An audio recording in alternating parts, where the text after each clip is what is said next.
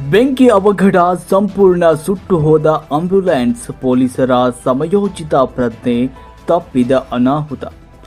ರಸ್ತೆ ಪಕ್ಕದಲ್ಲಿ ನಿಲ್ಲಿಸಲಾಗಿದ್ದ ಆಂಬ್ಯುಲೆನ್ಸ್ನಲ್ಲಿ ಬೆಂಕಿ ಕಾಣಿಸಿಕೊಂಡು ಸಂಪೂರ್ಣ ಸುಟ್ಟು ಕರಕಲಾದ ಘಟನೆ ಮೈಸೂರಿನ ದೇವರಾಜ ಪೊಲೀಸ್ ಠಾಣಾ ವ್ಯಾಪ್ತಿಯ ದಾಸಪ್ಪ ವೃತ್ತದ ಬಳಿ ನಡೆದಿದೆ. ದೇವರಾಜ ಸಂಚಾರಿ ಠಾಣಾ ಪೊಲೀಸರ ಸಮಯ ಪ್ರಜ್ಞೆಯಿಂದ ಅನಾಹುತವೊಂದು ತಪ್ಪಿದಂತಾಗಿದೆ.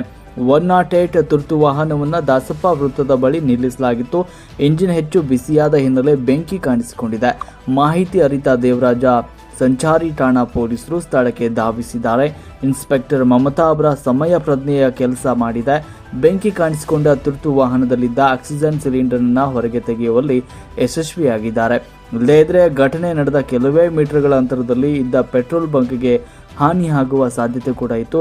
ಸ್ಥಳಕ್ಕೆ ಧಾವಿಸಿದ ಅಗ್ನಿಶಾಮಕ ಸಿಬ್ಬಂದಿಗಳು ಬೆಂಕಿಯನ್ನು ನಂದಿಸುವಲ್ಲಿ ಯಶಸ್ವಿಯಾಗಿದ್ದಾರೆ.